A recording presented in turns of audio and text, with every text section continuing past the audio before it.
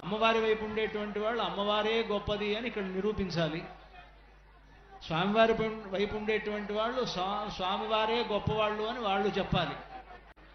అది ఎలా చెప్తామనేటువంటిది ఇక్కడ మనం చూద్దాం. అలా అని ఇద్దరు వైపులు ఉండి వీళ్ళిద్దరు కొట్టుకుంటున్నారు, వీళ్ళిద్దరు పోట్లాడుకుంటున్నారని అర్థం కాదు. దీంట్లో ఉద్దేశం ఏమిటంటే చిట్ట చివరికి అసలు అమ్మవారికి స్వామివారికి ఉండేటువంటి గొప్పతనం ఏంటో మనందరికీ తెలుసుకోవడమే దీంట్లో ప్రధానమైనటువంటి ప్రయోజనం. కనుక అంతా కూడా శ్రద్ధగా వినవలసిందిగా కోరుతూ ఉన్నాం. ముందుగా అమ్మవారి వైపు నుంచే మాట్లాడాలి. ఎందుకంటే అందరూ అంటుంటారు కదా లేడీస్ ఫస్ట్ అని అమ్మవారి వైపే మాట్లాడాలి. కానీ నేనే మాట్లాడాను కనుక ముందు అవతల వాళ్ళకి ఒక ఛాన్స్ ఇస్తున్నాం అన్నమాట. అమ్మవారు ఎప్పుడు ఛాన్స్ తీసుకోరు, ఇస్తే తీసుకోరు, ఆవిడే అందరికి ఇస్తుంది. అదే అమ్మవారికి ఉండేటువంటి ఒక గొప్పతనం. కనుక వాళ్ళకి ఒక ఛాన్స్ ఇద్దాం. రాముడు ఎంత గొప్పవాడో వాళ్ళు నిరూపించుకోవాలి. కనుక రాముడి గొప్పతనాన్ని అవతల ఉండేటువంటి ఆ రాముడి పక్షంలో ఉన్నటువంటి కృష్ణమాచార్యులు గారు ప్రారంభిస్తారు. జయత్యాశ్రిత సంత్రాస ధ్వాంత విధ్వంసనోదయః ప్రభావాన్ సీతయా దేవ్యా పరమవ్యోమ భాస్కరః ఆకారత్రయ సంపన్నాం అరవింద నివాసినీం అశేష జగదీశిత్రీం వందే వరదవల్లభా. శ్రీరామాయ నమః. శ్రీమతే రామానుజాయ నమః. అయ్యా మాకు ఛాన్స్ ఇచ్చేవారన్నారు, కానీ మా ఛాన్స్ లేకపోతే అక్కడ మీకు ఫ్యాన్స్ అనేవాళ్ళు ఉండరు. మొట్టమొదటిగా మాకు ఇచ్చినటువంటి ఛాన్స్ కన్నా ముందే చాలామందికి మీరు ఇచ్చేసేసారు, ధనుర్భంగం చేయమని చెప్పి కన్యాశుల్కంగా పెట్టి. కాబట్టి మేము వచ్చిన తరువాతే మీకు ఆ ఛాన్స్ వచ్చిందంటే కన్యాదానం చేసేటువంటి అర్హత అనేటువంటి ఛాన్స్ మీరు దక్కించుకున్నారు. అది గమనించవలసిందిగా ప్రార్థన. మా ఊరికి వచ్చి మాకు మీరు ఛాన్స్ ఇవ్వడం ఏంటండి? ఇది మిథిలా నగరం. మిథిలా నగరానికి మీరు వచ్చారు, కానీ మేము అయోధ్య నగరానికి రాలేదు. కనుక మిథిలా నగరానికి వచ్చినటువంటి మీకు మేము కొన్ని మర్యాదలు చేయాలనేటువంటి ఉద్దేశం. అయ్యా అది పద్ధతి కాబట్టి మీరు చేస్తున్నారండి, కానీ మీరు పద్ధతిగా మాట్లాడితే మరి కష్టం. మరి ఇంకొక విషయం, అసలు మిమ్మల్ని ఎవరు పిలిచారు? పిలవని పేరంటానికి మిమ్మల్ని విశ్వామిత్రుడు తీసుకొచ్చాడండి, అది గుర్తుపెట్టుకోండి. అయ్యా గురువు గారు చెప్పారు కాబట్టి, మా నాన్నగారు చెప్పారు, స్వామివారి నాన్నగారు చెప్పారు, ఆయన ఏది చెబితే అది చేయమన్నారు కాబట్టి ఆయన వెంట నడిచి వచ్చారు. కాబట్టి గురువుకు గౌరవం ఇస్తూ ఆయన వినయశీలి కాబట్టి, సంపన్నుడు కాబట్టి రామచంద్రమూర్తి అలా రావటం జరిగింది. అంతే తప్ప పిలవని పేరంటం అంటూ ఏం లేదు, ఆయన పిలిస్తేనే వచ్చారు. లోకంలో కొంతమంది ఉంటారు, మర్యాద ఇవ్వకపోయినా మాకు మీరు మర్యాద ఇవ్వండి అని కోరుతూ అన్నమాట. అంటే వాళ్ళు కోరుకుంటారు. ఎట్లా అంటే ముందు వీళ్ళు వస్తూనే నేను చాలా గొప్పవాడిని అని చెప్పుకుంటూ వచ్చాడనుకోండి, వాళ్ళకి మర్యాద ఇవ్వాలేమో అని అనుకుంటారు అంతా కూడా. అంటే ఆ విధంగా మీరు వచ్చారు తప్ప మిథిలా నగరంలో మేము కేవలం అక్కడ ధనుస్సు ఉందని చెప్పాం, ఒక యాగం చేస్తున్నాం. ఆ యాగానికి పిలవకుండానే వచ్చాడు విశ్వామిత్రుడు, తనతో పాటు తన శిష్యులను తీసుకొచ్చాడు. సరే ఏదైతే ఏమిటి, మాకు కావాల్సింది ఇక్కడ ఆ ధనుస్సుని ఎవరైతే ఎక్కువ పెడతారో అలాంటి వాళ్ళకి మా అమ్మాయిని ఇద్దామని అనుకొని మేము ఎలాగో అక్కడ పణంగా పెట్టాం కనుక, పోటీ పెట్టుకున్నాం కనుక వచ్చినటువంటి వాళ్ళు మర్యాదగా మాట్లాడితే బాగుంటుంది. వచ్చిన వారికి మర్యాద చేయటం మీ పద్ధతి అండి, కాబట్టి మర్యాదగానే మాట్లాడతాం. మా మర్యాద మేము దక్కించుకుంటాం. మా స్వామికి ఉన్న పేరే మర్యాద పురుషోత్తముడని. హద్దు తెలిసిన వాడు, హద్దు దాటని వాడు. కాబట్టి మా హద్దులో మాకుండటం ఆయనకి ఉన్నటువంటి సుగుణం, అది గుర్తుపెట్టుకోండి. ఆయన మంచివాడే, కానీ ఆయన తరఫు వాళ్ళ గురించి మాట్లాడుతున్నాం. అయ్యా ఆయన తరఫులో వచ్చినప్పుడు కూడా వారిని కూడా గౌరవించడం, అంటే పెళ్లి కొడుకు వచ్చారనుకోండి, పెళ్లి కొడుకుతో పాటు ఉన్నటువంటి వారిని కూడా గౌరవించడం మీ సత్కారం. అది కాకుండా మీరే మా స్వామి యొక్క గొప్పతనాన్ని అనుకున్నారు. శతానంద స్థానంలో తమరున్నారు. మా స్వామివారి యొక్క మహిమేంటో మీకు తెలుసు. మీ తల్లిగారికి మా స్వామివారి యొక్క పాదరయస్సు జరగకపోతే శాప విమోచనం కాదు. కాబట్టి వారి యొక్క గొప్పతనం ఏంటో మీకు తెలుసు, వారు మర్యాద కలిగిన వారో లేదో మీకు తెలుసు. అందుకనే కదా మీకు ఛాన్స్ ఇచ్చింది, మళ్ళా ఛాన్స్ అంటున్నారండి. మిమ్మల్ని మాట్లాడమని. అయ్యా సరే సంతోషం, మాట్లాడుతున్నాం కదండి. మాట్లాడుతున్నారు కానీ అంటే పొల్లు మాటలు మాట్లాడుతున్నారు. ఏమండి? పొల్లు మాటలు మాట్లాడుతున్నారు. అలాంటిది ఏమీ లేదండి అయ్యా. లేదా? అయితే ఇప్పుడు మా అమ్మాయి గురించి గొప్పతనం చెప్పాలి గనక మేము మా అమ్మాయి విశేషాలను కూడా చెప్తాం ఇక్కడ. అయ్యా స్వామి. అంటే ఇప్పుడు మామూలుగా ధనుస్సును అక్కడ పటంగా పెట్టడం జరిగింది. ముక్కు మొహం తెలియని వాళ్ళు చాలామంది రాజులు వచ్చినట్లుగానే రాముడు కూడా అక్కడికి వచ్చాడు. అయితే విశ్వామిత్రుడితో వచ్చినందువలన ఆయనకు ఒక గౌరవం అనేటువంటి ఉన్నది. విశ్వామిత్రుడు రాముణ్ణి లక్ష్మణుణ్ణి ఇద్దరినీ తాను తీసుకొచ్చాడు.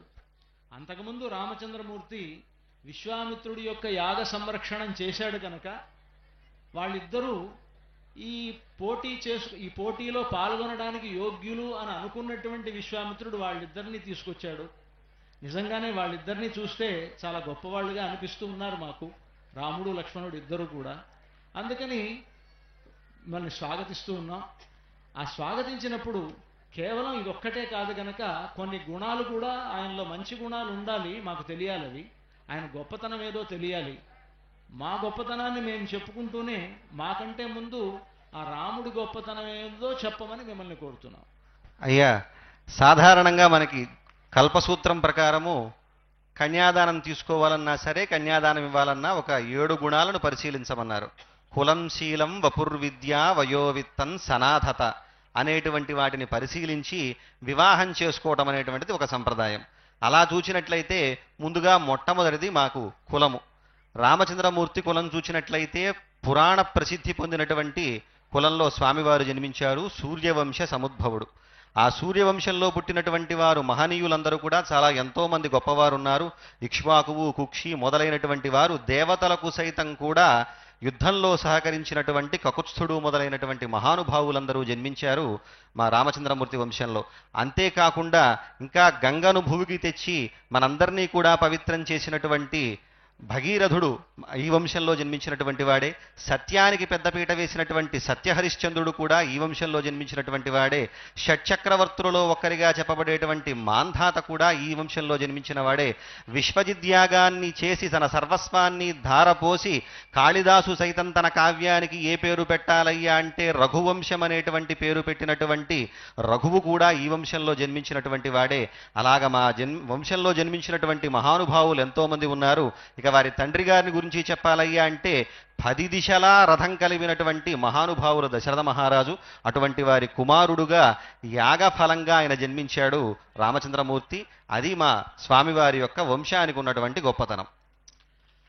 మీరు మీ రాముడి వంశాన్ని గురించి చెప్పారు కనుక మరి సీత వంశం గొప్పతనం కూడా చెప్పాలి కదా. మేము అయ్యా ఖచ్చితంగానే మీరు అన్నట్టుగా కులం అని అన్నారు.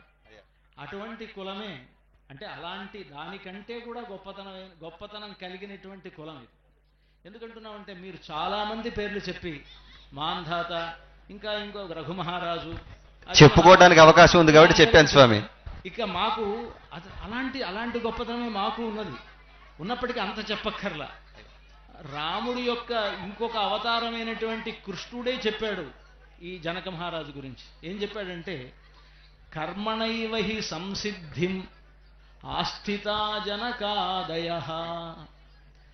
కర్మయోగము అని గనక ఒకటి ఉంటే ఆ కర్మయోగం వల్ల సిద్ధిని పొందినటువంటి వాడు జనక మహారాజు అని రాముడి ప్రతిరూపంగా చెప్పేటువంటి కృష్ణుడే జనక మహారాజుని గొప్పగా భావించాడు గనక ఆ ఒక్కడి పేరు చెప్తే చాలు. ఎంతమంది పేరు చెప్పాలి. జనకుడు అనేటువంటి బిరుదండి అందరికీ. అన్ని మాటలు మాట్లాడి నన్ను పూర్తిగా మాట్లాడండి స్వామి. అందుకని అంటే కర్మణైవ హి సంసిద్ధిం ఆస్థితా జనకాదయ. జనక మహారాజు ముఖ్యంగా ఈ కర్మయోగం వలన గొప్పవాడయ్యాడు అని చెప్పి కృష్ణుడే పొగిడినటువంటి వాడు జనక మహారాజు.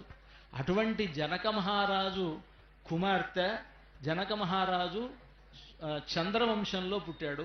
మీరు సూర్యవంశం అన్నారు. సూర్యవంశం భగభగలాడుతూ ఉంది చూడండి, అందరూ ఎలాగా చెమట్లు ఓడుతున్నారు. కానీ చంద్రుడు కాస్త ఉదయిస్తే చాలు అందరూ చల్లగా. అయ్యా ప్రస్తుతం ఉదయించినట్టు కనిపిస్తున్నాడు, ఆయన చల్లదనం రాలేదు. అంటే అంటే ఆ సూర్యుడి ప్రతాపం ఎక్కువగా ఉంది. ఇంకా అంటే సూర్య ప్రతాపం ఎక్కువ ఉంటుందండి. ఆ ప్రతాపం ఉంటేనే చంద్రుడి యొక్క వెన్నెల ఉంటుంది. సూర్యుడు జగత్తుకు కారకుడు. సూర్యుడు లేకపోతే ఏదీ లేదు, మొత్తం శూన్యమే. మొత్తం గ్రహరాజుగా చెప్పబడేటువంటి వాడు సూర్యుడు. అటువంటి సూర్యుడి వంశంలోనే రాముడు జన్మించాడు కాబట్టి మా వంశం గొప్పది. మీ వంశం గొప్పది కాదంటల్లా, కానీ చంద్రుడి వంశం ఎంత గొప్పదో కూడా మనం తెలుసుకోవాలి కదా. అయ్యా చెప్పండి. ఈరోజు మనం ఇంత భోజనం ఈ 4 వేళ్ళు నోట్లోకి వెళుతున్నాయంటే ఆ చంద్రుడు లేకపోతే మనకి ఈ భోజనమే లేదండి కదా. అంటే ఓషధీనామధీశ. చంద్రుడు అంటే ఎవరు అంటే ఈ ఓషధులకి మనం ఈరోజు భోజనం చేసి హాయిగా తృప్తిగా బేవని త్రేణిస్తున్నామంటే ఆ చంద్రుడి వల్ల అనమాట. అంటే ఆ చంద్రుడి వంశంలో పుట్టినటువంటి అమ్మవారు ఎంత గొప్పదో చూసుకోండి. నీలలోహిత చర్య జరగకపోతే అయ్యా, వృక్షాలకు నీలలోహిత చర్య జరగకపోతే గనక ఆ ఔషధీ గుణం చంద్రుడి వల్ల కలగదు. అది గుర్తుపెట్టుకోండి. మీరు ఇంటికి వెళ్ళినా ఇంట్లో మీకు భోజనం పెట్టేది అమ్మవారే కదా. అందుకని అయ్యా అమ్మగారే కావచ్చండి. అది ఆ అమ్మవారి గొప్పతనం అలాంటిది. అలాంటి ఒక వంశంలో పుట్టింది మా సీతమ్మ, చంద్రవంశంలో పుట్టింది. ఆ చంద్రుడి వంశం అనేటువంటిది చాలా గొప్పది. దాంట్లో ఉండేటువంటి మహారాజులంతా ఎలాంటి వాళ్ళు అంటే, ఇంకా మీ రాముడు పుట్టాడు, మా అమ్మ పుట్టనటువంటి గొప్పతనం కలిగింది. అంటే పుట్టకుండా ఎలా ఉంది అని అంటే, అసలు ఈ సీతమ్మ వారి వంశంలో ఉండేటువంటి వీళ్ళ తండ్రి కూడా పుట్టలే. అంటే పుట్టకుండా వాళ్ళంతా ఎలా గొప్పవాళ్ళు అయ్యారండి? అది నేను చెప్పడం కాదు, పురాణాల్లోనే ఉంది. విదేహుడు అని పేరు. ఆయనకి దేహమే లేదు. దేహం లేనటువంటి విదేహరాజు యొక్క కుమార్తె ఏమిడ. అంటే ఎట్లాగా? అంటే పుట్టిన వాళ్ళు ఎవరికి దేహం లేదండి? అయోనిజ. దేహం ఉందే ఎవరికి? పుట్టిన వాళ్ళందరికీ దేహం ఉంది కదండి. అంటే ఆ దేహం వేరే అయి ఉండొచ్చు. అయ్యా అంటే దేహం ఉన్నటువంటి వాళ్ళందరిది మీలాంటి దేహం అనుకోకండి, అది దివ్యమైనటువంటి దేహమేమో. అయ్యా కనుక దివ్యమైనటువంటి దేహం వేరు, మామూలు దేహాలు వేరు కదా. కనుక అలాంటి ఒక గొప్పతనం కలిగినటువంటి వంశంలో పుట్టినటువంటి సీతమ్మ కూడా వైదేహి అని పిలువబడుతోంది కదా. ఆ వైదేహి అనే పేరు ఎందుకు వచ్చింది అంటే, ఆ విదేహ వంశంలో పుట్టినటువంటి ఆవిడ గనక విదేహ వంశంలో పుట్టినటువంటి సీతమ్మకు వైదేహి అని పేరు. పైగా ఆవిడ, మీరిందాక రాముడు పుట్టాడన్నారు, దశరథ మహారాజుకు పుట్టాడు అన్నారు. సీతమ్మ వారు పుట్టలేదు, అందుకని ఆవిడకి అయోనిజ అని పేరు.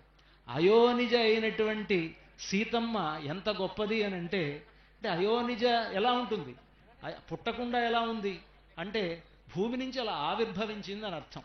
కనుక ఆవిడ యొక్క దివ్యత్వం అనేటువంటిది పరిపూర్ణంగా ఆవిడ అవతారం నుంచి ఉన్నది కనుక ఎలా చూసినప్పటికీ సీతమ్మ సీతమ్మే. అయ్యా అయోనిజత్వం అంటే గొప్పదంటున్నారు, అంతే కదండి. అంతే కదా. పాపం అని తప్పించుకుని అవన్నీ గర్భవాసాది దుఃఖం అన్నట్లుగా వాటన్నిటినీ తప్పించుకుని వచ్చింది. కానీ మా రాముడు అలా కాడు, చెప్పినట్లుగా మానవుడిగా జన్మిస్తాడన్నాడు కాబట్టి తతశ్చ ద్వాదశే మాసే అని చెప్పినట్లుగా 12 నెలల పాటు గర్భవాసాన్ని అనుభవించి సామాన్య మానవుడు ఎలాగైతే జన్మించాడో అలాగే జన్మించాడు. మానవులకు ఆదర్శపాత్రుడుగా నిలవాలనుకున్నాడు కాబట్టి వాళ్ళందరినీ కూడా గొప్పనైనటువంటి ధర్మ మార్గంలో నడిపించాలనుకున్నాడు కాబట్టి అదే విధానంతో ఆయన పుట్టడం జరిగింది. అంతేకాకుండా ఇప్పుడు అయోనిజత్వం మీరు గొప్పగా చెబుతున్నారు స్వామి, అది ఎప్పుడో త్రేతాయుగంలోని మాట. కలియుగం చూసినట్లయితే పాపం వైద్యుల చలవ అని చెప్పి చాలా మంది 90% అందరూ కూడా అయోనిజులుగానే పుడుతున్నారు. ఎట్లా? ఆపరేషన్ చేసి తీస్తున్నారు కదా స్వామి. అంటే ఆపరేషన్ చేసి తీసినా దాని అయోనిజత్వం అనరు స్వామి. అయ్యా అయోనిజత్వం యోనిజత్వమే అంటారు ఎట్లాగొచ్చినా. కనుక అలా కాదు, అలా మనం అలా పొరపాటు పడటానికి అవకాశం లేదు. అలాంటివి ఏమీ లేకుండా భూమి నుంచి ఆవిర్భవించినటువంటి ఒక గొప్పతనం కలిగినటువంటిది సీతమ్మ. అది అంటే రాముడికి లేని ఒక గొప్పతనం సీతమ్మకు ఉంది. అది గొప్పతనం కాదు స్వామి, ఆయన ఇందాక చెప్పుకున్నట్లుగా ఆవిడ షార్ట్కట్లో వచ్చేసిందేమో కానీ స్వామి దాదాపుగా ఇందాక మనం చెప్పుకున్నట్లుగా గర్భవాసాది దుఃఖాన్ని అనుభవిస్తూ వచ్చాడు కాబట్టి స్వామి కూడా గొప్పవాడే. మీరే ఆ దుఃఖం అనుభవిస్తున్నాడు అన్న తర్వాత దుఃఖం ఉన్న వాళ్ళని గొప్పగా ఎలా భావిస్తాం? దుఃఖాన్ని కూడా దాటినటువంటి వాళ్ళని కదా మనం గొప్పవాళ్ళు అంటాం. దుఃఖం దాటిన తర్వాత కదా స్వామి సుఖం వచ్చేది. దుఃఖం దాటడం కంటే ఇప్పుడు దుఃఖపడుతూ ఉన్నాడు ఆయన, కానీ సీతమ్మకి దుఃఖమే లేదు. పోలేండి, సంతోషం, ఒప్పుకుందాం. తర్వాత దానికి వెళదాం. చెప్పండి అయ్యా. తర్వాత కులం శీలం. శీలం అంటే ఇంకా సీతమ్మ వారి శీలం గురించి చెప్పాల్సిన అవసరమే ఉంది. మీ రాముడే పరీక్షించాడు కదా. అంటే ఎత్తి పొడిపిది అంటే సీతమ్మ శీలం మీ రాముడే పరీక్షించాడు కదా. ఆ పరీక్షించినప్పుడు కూడా దేవతలంతా ఏం చెప్పారు అని అంటే, ప్రాకృత ఇవ, నువ్వు ఒక ప్రాకృతుల్లాగా, ఒక మామూలు మనిషిలాగా ఏంటయ్యా సీతమ్మని ఇలా పరీక్షిస్తావు? సీతమ్మ గురించి నీకు తెలీదా? సీతమ్మ గొప్పది అనేటువంటి విషయం నీకు తెలీదా? నువ్వెవరివి, సీతమ్మ ఎవరు అని ఇంతమంది చెప్పినా సీతమ్మని పరీక్షించాడు, ఇంకా పరీక్షిస్తూనే ఉన్నాడంటే ఎంత అజ్ఞాని రాముడు అని అనుకుంటున్నాం. అయ్యా, అక్కడ అజ్ఞాని కాదండి, చాలా జ్ఞాని. రాముడుకు తెలిసినటువంటి ధర్మ సూక్ష్మం ఎవరికీ తెలియదు. ఆ సూక్ష్మ ధర్మాన్ని తెలిసినటువంటి వ్యక్తి ఎవరైనా ఉన్నాడంటే రామచంద్రమూర్తే. తనను తాను తగ్గించుకుని సీతాదేవికి గొప్పతనం తెలియాలని, తర్వాత ఎవరైనా అవాకులు చవాకులు ఏవైనా మాట్లాడతారేమో అని చెప్పి అగ్నిపునీత సీత అనేటువంటి మాట ఆమె కీర్తికి కలగటానికి కారకుడు ఎవరయ్యా అంటే రామచంద్రమూర్తే. తనను తాను తగ్గించుకున్నప్పటికీ కూడా సీత యొక్క ఔన్నత్యాన్ని పెంచి ఆమె సత్శీలాన్ని లోకానికి చాటి చెప్పినటువంటి మహనీయుడు రామచంద్రమూర్తి. సంతోషం. అంటే అలా చెప్పాడు. కానీ అసలు శీలం అంటే అలా మనం అర్థం చేసుకోవటం కంటే, శీలము అంటే ఇంకొకళ్ళతో తాను గొప్పగా ఉన్నా తనకంటే తక్కువ వాళ్లతో కలిసిమెలిసి ఉండడం అనేటువంటి ఆ గుణం మా రామచంద్రుడికి చాలా ఉందండి. చెప్తాను. సీతమ్మ వారు సౌశీల్యం అంటున్నాం.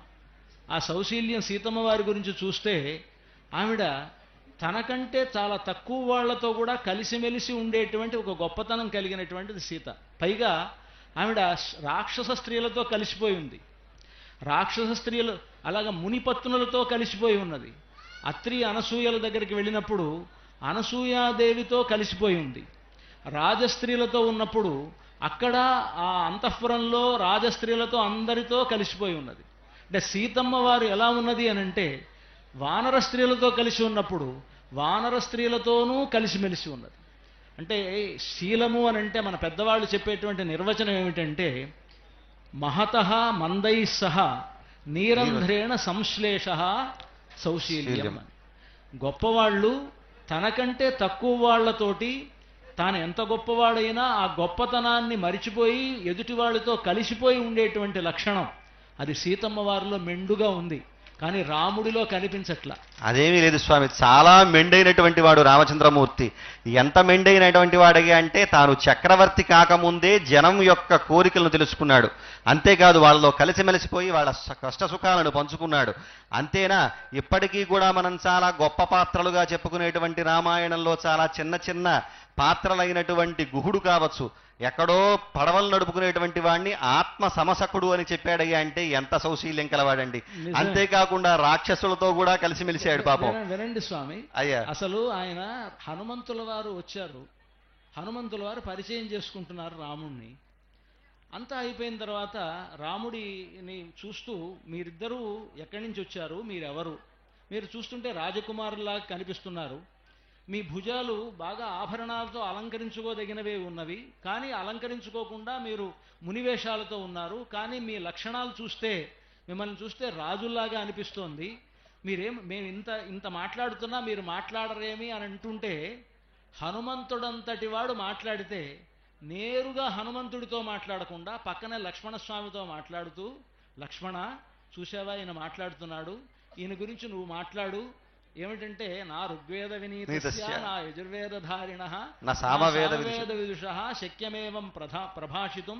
ఓ హనుమంతుడు బాగా మాట్లాడుతున్నాడు, కానీ నేను ఆయనతో నేరుగా మాట్లాడను, నువ్వు మాట్లాడు అంటే ఏంటి, రాజరికం అనమాట. అంటే అక్కడ ఆయన దగ్గర సౌశీల్యం ఏముందండి. కానీ సీతమ్మ వారు అలా అనుకోలే.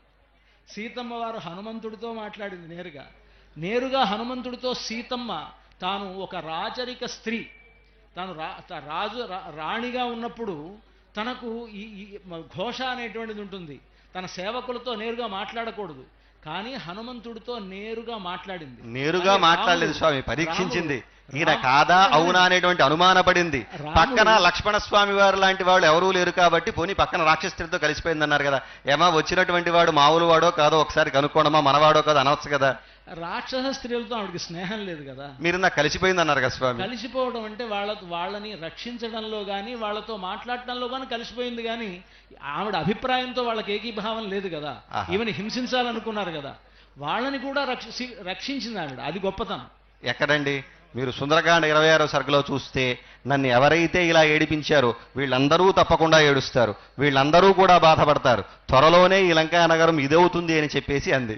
కోపంలో అనొచ్చు, కానీ ఆవిడకి ఆ మనస్సులో అది ఉంటే హనుమంతుడు వచ్చినప్పుడు వీళ్ళందరూ నిన్ను ఏడిపించారు కదా, వీళ్ళందరినీ నేను ఒకసారి గుద్దులు గుద్దేస్తాను, వీళ్ళందరినీ కూడా చంపేస్తాను, నలిపేస్తానంటే అప్పుడు ఆవిడ ఏమంటుందంటే, ఎవరు పాపం చేయని వాళ్ళు ఎవరున్నారు, పాపానాం వా శుభానాం వా వథార్హాణాం ప్లవంగమా కార్యం కరుణమార్యేణ నకశ్చిన్నాపరాధ్యతి. లోకంలో తప్పు చేయని వాళ్ళు ఎవరున్నారు, వీళ్ళు రాజసంశ్రయవస్యానాం, వీళ్ళు రావణాసురుడితో కలిసి ఉన్నప్పుడు రావణాసురుడు చెప్పిన మాట విన్నారు, ఇప్పుడు విభీషణుడు పరిపాలనలోకి వచ్చారు కదా, ఇప్పుడు విభీషణుడు మాట విని వీళ్ళందరూ చక్కగా ఉంటారు అన్నది. అయ్యా జయించిన తర్వాత శాంతి పన్నాలు ఎన్నన్నా చెప్పచ్చండి, జయించిన తర్వాత శాంతి పన్నాలు ఎన్నన్నా చెప్పచ్చు.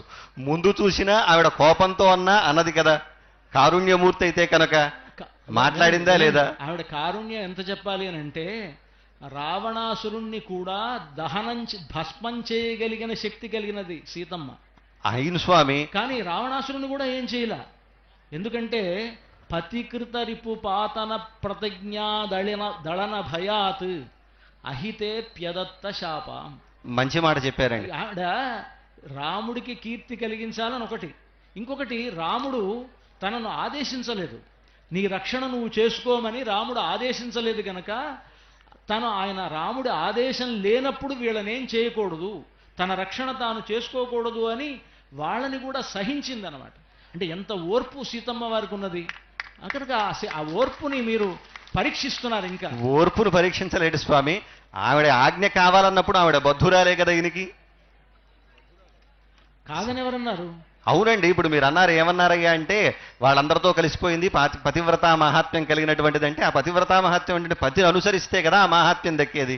పతి అయిన తర్వాత కదా అయ్యా, పతి అయిన తర్వాత కదా అది అవుతాడు కదండి. ఇప్పుడు మనం అయిన తర్వాత మాట్లాడుకుంటున్నాం కాబట్టి ఇప్పుడు ఇక్కడ మనకి గుణాల్లో ఆయన కంటే ఈవిడకే ఎక్కువ ఆ గొప్పదనం ఉన్నది, సౌశీల్యం ఉన్నది అని చెప్పడం ఇక్కడ నా ఉద్దేశం.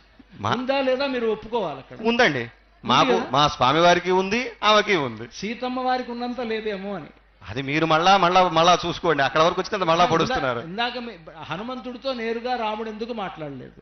ఏదండి, రాముడు మాట్లాడొచ్చు కదా.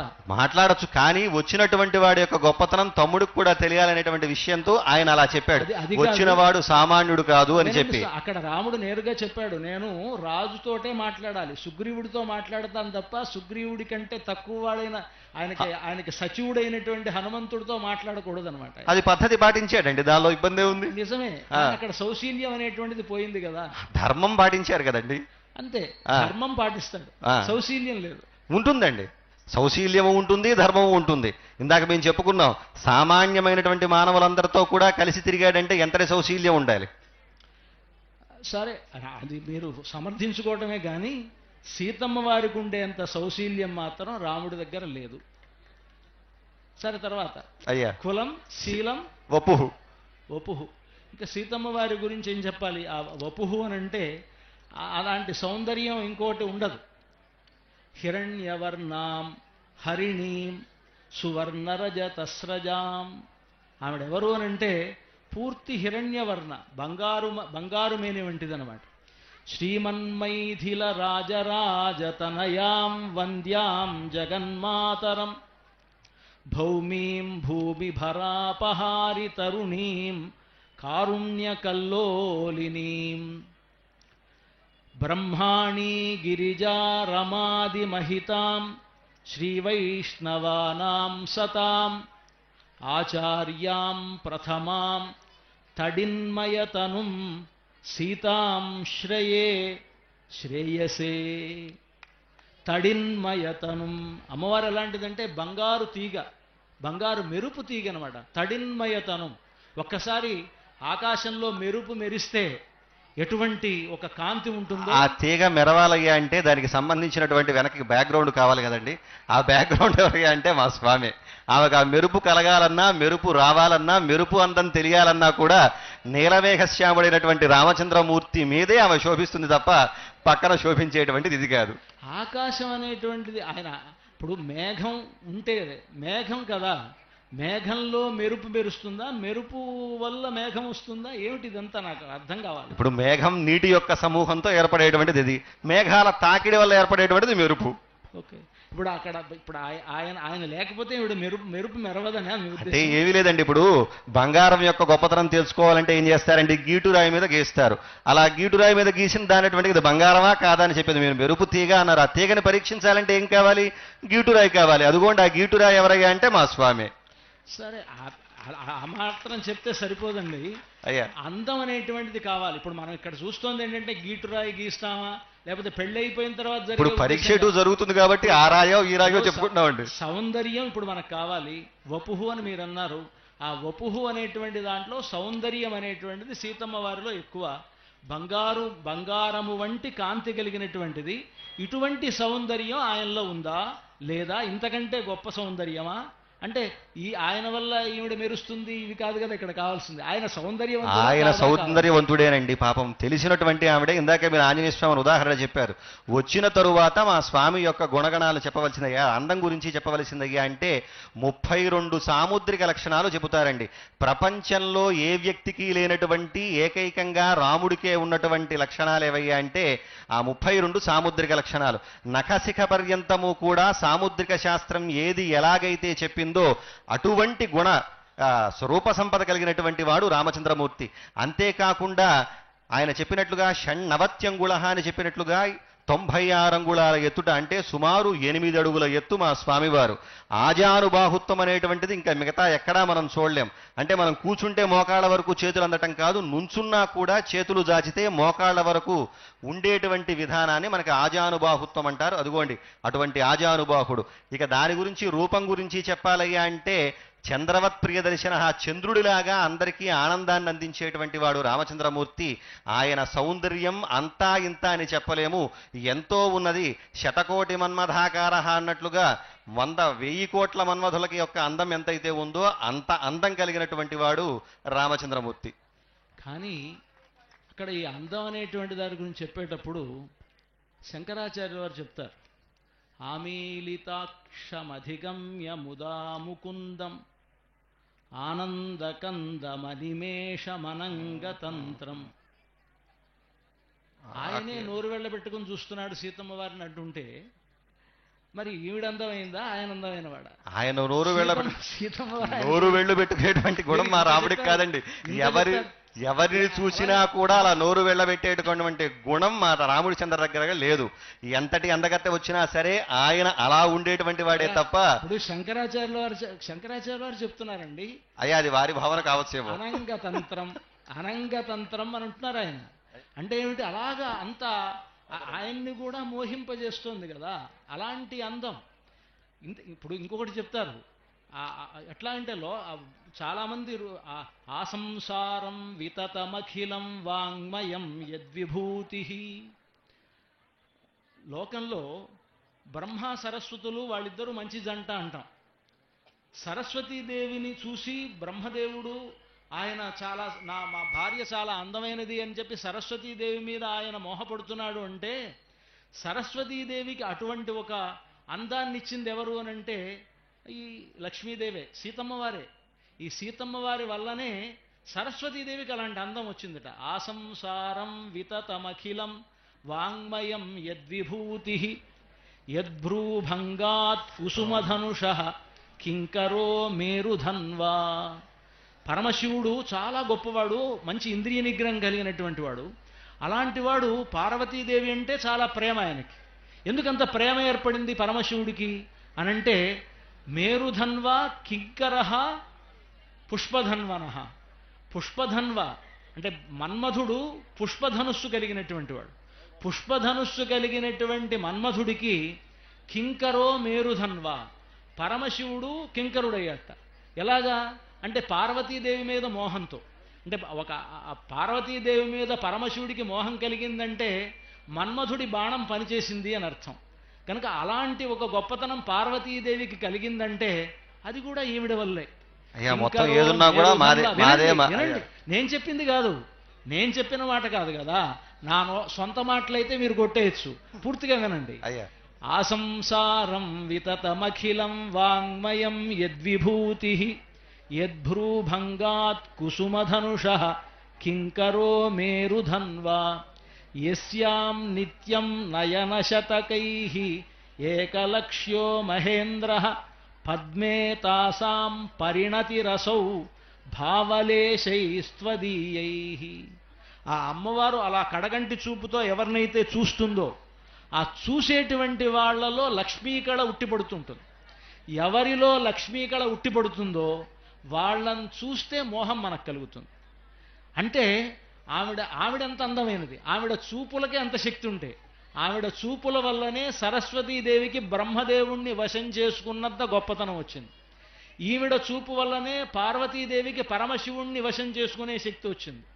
ఈవిడ చూపు వల్లనే శచీదేవికి ఇంద్రుణ్ణి వశం చేసుకునేటువంటి శక్తి వచ్చింది. ఇంకా అమ్మా నీ గొప్పతనం, నీ కంటి చూపులకే ఇంత గొప్పతనం ఉంటే ఆవిడకి ఎంత గొప్పతనం ఉంటుంది.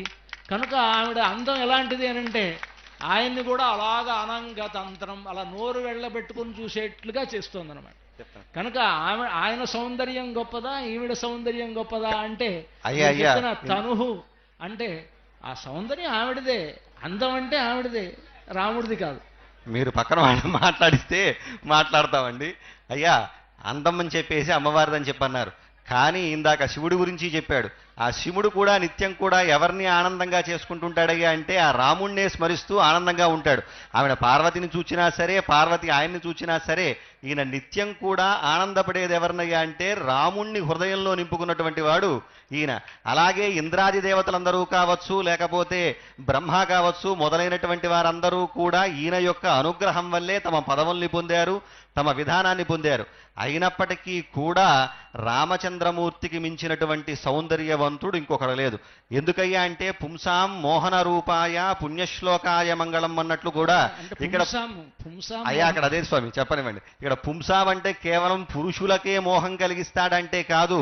మనకి వేదాంత శాస్త్రంలో చూస్తే సమస్త ప్రకృతి మొత్తం స్త్రీప్రాయము, భగవంతుడు ఒక్కడే పురుషప్రాయం. కాబట్టి అటువంటి వారందరికీ కూడా ఆనందాన్ని అందించేటువంటి వాడు, అందరికీ కూడా రమించువారెవరురా రఘూత్తమానిను వినా అన్నట్లుగా రాముడి కన్నా ఆనందాన్ని పందించేవాడు, అందంగా ఉన్నటువంటి వాడు మరొకడు లేడు. కాబట్టి ఈవిడ వరించిందయ్యా అంటే ఆయనకు ఆ గుణం ఉండబట్టే కదా. కన్యా వరయతే రూపం అని చెప్పేసి ఉంది కదా. కాబట్టి ఆవిడ వరించిందయ్యా అంటే ఈయనకి రూపవంతుడే కదా. ఇంకొకటి చెప్తాను అమ్మవారి అందం గురించి చెప్పాలి కనుక పోతన గారు చెప్పారు. మనకి లోకంలో ఎవరైతే ప్రధానమైన వాళ్ళని చెప్పి ఆ ప్రధానమైన వాళ్ళతో ఉండేటువంటి వాళ్ళని అప్రధానంగా చెప్తారు. అంటే రాముడు వెళ్ళాడు అడవులకి అంటే రాముడితో లక్ష్మణుడు వెళ్ళాడు, రాముడితో సీతమ్మ వెళ్ళింది అని అంటే రాముడు వెళ్ళడం ప్రధానం, రాముడితో వెళ్ళినటువంటి లక్ష్మణుడు అప్రధానం, సీతమ్మ అప్రధానం. కనుక సహా అనేటువంటి ఒక మాట సంస్కృతంలో చెప్తే కూడి, ఒక వాళ్లతో కూడి అని అంటే ఆయన ఆ ఎవరైతే కూడించుకున్నారో వాళ్ళు గొప్పవాళ్ళు తప్ప మిగతా వాళ్ళు కాదు. మనకి చక్కగా పోతన్న గారు ఒక పద్యం చెప్పారు. మెరుపు చంగటనున్న మేఘంబు కైవడి నువిద చెంతనుండ వెలుగువాడు అనుకోండి ఏదో పద్యం అక్కడ చెప్పేటప్పుడు పోతన్న గారు అంటారు మెరుపు చంగటనున్న మేఘంబు కైవడి అంటే మెరుపు పక్కన ఉండేటువంటి మేఘము అని మెరుపుకి ప్రాధాన్యత ఇచ్చి మెరుపుకి పక్కన ఉండేటువంటి ఆ రాముణ్ణి అప్రధాన్యం చేసి ఇందాకే చెప్పుకున్నామండి మేఘం లేకపోతే మెరుపు లేదు అన్న. కాదండి అక్కడ పోతన గారు చెప్పినటువంటి చెప్పవచ్చండి. కానీ రెండు పరస్పర సంబంధం కలిగినటువంటి అది ఉండాలంటే ఇది ఉండాలి, ఇది ఉండాలంటే అది ఉండాలి. కాబట్టి అందం ప్రకారం చూసినా సరే ఇద్దరు కూడా సమానమైనటువంటి అందమైనటువంటి వారే. మీకు ఇంకో విషయం చెప్పాలంటే మేఘం ఎందుకు చెప్పండి. మరి ఇప్పుడు మీరే చెప్పారు కదా స్వామి. మేఘం ఎందుకు అంటే వర్షం కురవాలి కదా. వర్షం కురవాలని వర్షం వస్తుంది అంటే మెరుపు మెరిస్తేనే మెరుపు మెరిసినప్పుడు ఉండేటువంటి మేఘం ద్వారానే వర్షం వస్తుందని మనకు చెప్తారు. మెరుపు మెరవకపోతే మెరుపు మెరవకుండా మేఘాలు ఉన్నాయనుకోండి, ఆ మేఘాల వల్ల ఏ ప్రయోజనం ఉండదు. మెరుపు ఉన్నప్పుడు ఆ మెరుపు మెరిసినప్పుడు ఉండేటువంటి మేఘానికే వర్షం కురిసేటువంటి శక్తి ఉంటుంది. కనుక అమ్మవారు మెరుపుగా ఉన్నప్పుడు అమ్మవారి పక్కన ఉండేటువంటి స్వామికే శక్తి ఉంటుంది. కానీ లేకపోతే ఆయన వర్షానికి ఎలాగైతే వర్షం కురిపించేటువంటి శక్తి మేఘానికి ఎలా అయితే ఉండదో మన వంటి భక్తుల్ని మేఘం కరిగితే రక్షించేటువంటి వర్షం శక్తి. వస్తుంది స్వామి, మేఘ తాడనం వల్లే మెరుపు ఏర్పడుతుంది. మీకు ఆ మేఘం మెరుపు లేకపోతే మెరుపు లేనటువంటి మేఘం వర్షించదు అంటారు గనక ఆ వర్షించేటువంటి శక్తి ఆయనకు ఉండదు. శివశక్త్యాయుక్త. ఆవిడతో కలిసి ఉంటే ఆయనకి శక్తి ఉంటుంది, లేకపోతే ఆవిడ లేకపోతే ఆయనకి శక్తి. ఆయనేమీ లేదండి, ఆయన శక్తివంతుడే. ఇవన్నీ నా మాటలు కావు. మేము నా మాటలు చెప్పండి స్వామి, పురాణాధారంగానే చెప్తున్నాము. ఆయన ఒక్కడే ఉంటే చాలు, శక్తివంతుడే రామచంద్రమూర్తి కూడా. కాబట్టి అందగాడే. ఎట్లా అంటే ఆయన శక్తి ఎలా తెలుస్తుంది? ఆయన శక్తి చాలా మామూలు సంపన్నుడా ఏంటి? శక్తి ఏదో మీకే తెలుసు. వచ్చినటువంటి వాడికి ఇప్పటి వరకు మీకు కన్యాదానంగా మీరు ప్రకటించారు, కన్యాశుల్కంగా వచ్చి విరిచాడయ్యా అంటే ఆయన ఎంత శక్తివంతుడో తెలియదా? ఆయన తప్ప ఇంకెవరైనా ధనుర్ని విరవగలిగారా? అప్పటి వరకు చాలా మంది వచ్చారు, పాపం లేవద్దామని ప్రయత్నం చేశారు, కానీ ప్రయత్నం లేకపోయింది. అయినప్పటికీ కూడా పాపం చాలా మంది ఈమెని అడగటం కోసం ఎంతో మంది దండెత్తి వచ్చి యుద్ధాలు చేశారు. యుద్ధాన్ని సైతం మళ్ళా ఆయన శివుడి గురించి తపస్సు చేసి మళ్ళా దాన్ని అంతా కూడా నిలుపుదల చేసుకున్నారు జనక మహారాజు గారు. ఆ తర్వాత రాముడు వచ్చిన తర్వాత కదండి ఆయన ఎంత శక్తిమంతుడో. ఏదో పెళ్ళున విరిగే విల్లు, గల్లుమనే గంటలు, ఆ జల్లుమనే సీత అన్నట్లుగా ఆయనకు ఒక్కసారిగా ఆయన విరిస్తేనే కదా ఆవిడికి జలతరింతనేటువంటిది పుట్టింది. ఆయన రాకపోతే ఆమెకి లేదు. కాబట్టి ఈయన శక్తివంతుడే. మీరు అలా అనుకుంటున్నారు, కానీ ఆయనకు అలాంటి గొప్పతనం అంతా కూడా ఆవిడే కల్పించింది, లేకపోతే ఆయనకు ఆ గొప్పతనం లేదు. ఎందుకంటే ఆయన కంటే ముందే ఈ లోకానికి వచ్చింది. ఆవిడ వచ్చిందని ఆయన బయలుదేరి వచ్చాడు. అదేవీ లేదండి, ఆవిడ రాఘవత్వే భవేత్సిత, ఎప్పుడూ విడిచిపెట్టకుండా ఉంటుంది కాబట్టి ఆమె వచ్చిందేమో, కానీ ఆయన లేకపోతే ఇది లేదు. ఆయన్ని అనుసరించే ఆవిడ వస్తుంది. పాపం ఆయన ప్రణాళికను అనుసరించే ఆవిడ ప్రణాళిక కావచ్చు, నాలిక కావచ్చు, ఏదైనా కావచ్చు, ఆయన్ని అనుసరిస్తే వస్తుంది. అది కాదండి, మాకు పెద్దలు చెప్పిన మాట ఏంటంటే ఆయన ఏదైనా ఒక పని చేస్తున్నాడంటే ఈవిడ ముఖం చూసే చేస్తాడట. చిచలిషే తవ భ్రూలత. ఆవిడ ఎటు ఇలా కళ్ళు ఇలా తిరిపితే ఆయన అటువైపు చూస్తాడు. ఆవిడకి సంతోషంగా ఉందంటే ఆ పని చేస్తాడు, లేకపోతే చేయడు అని. ఎందుకంటే చెప్తున్నారు, అశేష జగతాం సృష్టి సర్గోపసర్గస్థితి స్వర్గం దుర్గతి మాపవర్గిక పదం సర్వంచ కుర్వన్ హరి యస్యా వీక్ష్య తదింగిత పరాధీనో విధత్తేఖిలం. ఆ అమ్మవారి ముఖం చూసి ఆయన చేసిన పని బాగుంది అని ఆవిడ కనుక మెచ్చుకుంటే ఆ పని కొనసాగిస్తాడు, లేకపోతే ఆ పని వదిలిపెట్టేస్తాడు. కనుక ఆవిడది డిమాండా ఆయనది డిమాండా చూడండి. ఆయన చూపులు ఎటువైపు తిరిగితే అటు ఆయన తిరుగుతాడు. ఆవిడికి అంత శక్తి ప్రసాదించింది కూడా ఏదయ్యా అంటే అండి, గృహిణిగా చేసుకున్నాడు. గృహిణిగా చేసుకున్న తర్వాత ఎలా ఉంటుందయ్యా అంటే, భార్యకి అంగీకారం తెలిసిందనుకోండి, అంగీకారం తెలియజేసింది అనుకోండి, ముందుగా చెప్పేది ఆమెకే కాబట్టి, సంతోషాన్ని పంచుకునేది ఆవిడతోనే కాబట్టి, ముందుగా ఏ ఇబ్బంది ఉండటం కోసం ఏం చేస్తారు అంటే అది చేస్తారు. అంతేకాకుండా ఇందాక మీరు అన్నారు ఆ శక్తి ఎలా వచ్చిందయ్యా అంటే, మనకి భాగవత పురాణం చెబుతోంది, బ్రహ్మాదులందరికీ కూడా అంత గొప్పనైనటువంటి స్థానాలు లక్ష్మీ కటాక్షం వల్ల కలిగినప్పటికీ కూడా ఆ లక్ష్మికి అంతటి శక్తి ఎలా వచ్చిందయ్యా అంటే, నిత్యము కూడా ఆ స్వామి పాదసేవనం వల్లే లభించింది అని చెప్పేసేసి చెప్పడం జరిగింది మనకి భాగవత పురాణం. కాబట్టి అటువంటి శక్తి ఆవిడికి వచ్చిందంటే అది మా స్వామి వల్లే, స్వామివారి పాద సంవాహనం వల్లే ఆ శక్తి ఆవిడికి లభించిందని గమనించాలి. ఇది నేను చెప్పినటువంటి మాట కాదు, మీరు నాకు అన్నారు కాబట్టి భాగవతమే చెప్పింది. మా ఫెమినిజం దీన్ని ఒప్పుకోదు. అయ్యా ఇక్కడ ఫెమినిజం కాదండి. అంటే మీరు చెప్తున్నారు, కానీ అది మాకెందుకు అంగీకారంగా లేదు. ప్రతిదీ మా ఆడవాళ్ళని ఇంత తక్కువ చేస్తే ఎట్లాగా? ఆడవాళ్ళు తక్కువ చేసింది ఏమీ కాదు స్వామి, మీరు తక్కువ చేస్తే ఎట్లా? తక్కువే లేదు స్వామి, దాదాపు ఉన్నతమైనటువంటి సమమైనటువంటి గౌరవాన్ని ఆయన అందిస్తాడు. ఎందుకయ్యా అంటే వీరిద్దరి దేహాలు వేరు కావచ్చు కానీ మనసులు మాత్రం ఒకటే. కాబట్టి అక్కడ తక్కువ చేసినటువంటి మాట ఏమీ లేదు. ఆమె ఇంగితాన్ని ఈయన గ్రహించగలిగినటువంటి గొప్ప సంపన్నుడే మా రామచంద్రమూర్తి. సరే, ఇప్పుడు ఆ అందం విషయంలో అయితే మీరు కొంత తక్కువే అనిపిస్తోంది. మా అందం మాదే కనుక ఏదండి బాబు, మీరు కింద పడ్డా మాదే పై చేయనటువంటి ధోరణి మీది. సరే కానివ్వండి. తర్వాత మేము కింద పడటం, మీరు కింద పడుతున్నారు ప్రతిసారి. మేమేం కింద పడట్లేదు స్వామి. సరే సరే, ఆ తర్వాత అందం తర్వాత ఏంటి చెప్పండి? పులంశీలం వపుర్ విద్య. విద్య అండి. ఇంకా విద్య అంటే ఆవిడే స్వరూపం. విద్య అంటే ఆవిడికి వేదవతి అని పేరు. ప్రతిరోజు ఇక్కడ భద్రాచలంలో ఆవిడికి హారతిస్తూ మహాదేవ్యై చ విద్మహే వేదవత్యై చ ధీమహి అని మేము అంటాం. అంటే వేదవతి అని పేరు. లోకంలో అన్ని చదువులలో కూడా గొప్ప చదువు ఏమిటంటే వేదమే అని అంటాం. అందరూ అన్నీ కూడా మనం చెప్పేటప్పుడు అన్ని వేదాల నుంచే పుడుతోంది, వేదాల నుంచే పుడుతోంది అని మనం అంతా చెప్తున్నాం కదా. ఆవిడ ఎవరు అని అంటే వేదవతి, అంటే వేదమును కలిగినది. వేదమును అంటే జ్ఞానము అని అర్థం, అంటే జ్ఞానము కలది అని అర్థం. కనుక జ్ఞానము మూర్తీభవించినటువంటిది ఆవిడ. ఆవిడ గురించి చెప్తారు, యజ్ఞ విద్య, మహావిద్య, గుహ్య విద్యా చ శోభనే, ఆన్వీక్షకీ త్రయీ వార్త, దండనీతిస్త్వమేవ చ. ఆన్వీక్షకి, త్రయీ వేదము, వార్త, ఇవన్నీ ఏవైతే శాస్త్రాలు చెప్తున్నారో అవన్నీ కూడా ఆవిడవన్నీ కలిగి ఉన్నది. వేదవతి అని ఆవిడకి పేరు. అంటే చక్కటి జ్ఞానం కలిగినటువంటిది అనుకున్నామండి. కానీ వినండి, చెప్పండి. చదువు అనేటువంటిది చూస్తే ఇవన్నీ ఆవిడ దగ్గర ఉన్నది. అంటే ఆ చదువు అనేటువంటి దానికి చదువులన్నిటికీ కూడా ఆవిడే ప్రధానమైనటువంటిది. పైగా చెప్తారు, లోకే వనస్పతి బృహస్పతి తారతమ్యం యస్యాః ప్రసాద పరిణామముదాహరంతి, సా భారతి భగవతి తు యదీయదాసి, తాం దేవదేవ మహిషీం శ్రియమాశ్రయామః. లోకంలో అందరూ అనుకుంటూ ఉంటారు, పలానివాడు చాలా గొప్పవాడు, చదువుకున్నవాడు, ఒకడు చాలా ఏమి చదువు రానటువంటి వాడు, మొద్దులాగా ఉన్నాడు అని అంటారు. ఈ రెండు కూడా ఎవరి వల్ల వస్తుంది అనంటే సరస్వతీదేవి అనుగ్రహిస్తే అనుగ్రహించిన వాడు గొప్ప విద్యావంతుడు అవుతాడు. సరస్వతీదేవి యొక్క అనుగ్రహం లేకపోతే వాడు వనస్పతి అవుతాడు, అంటే మొద్దులాగా తయారవుతాడు.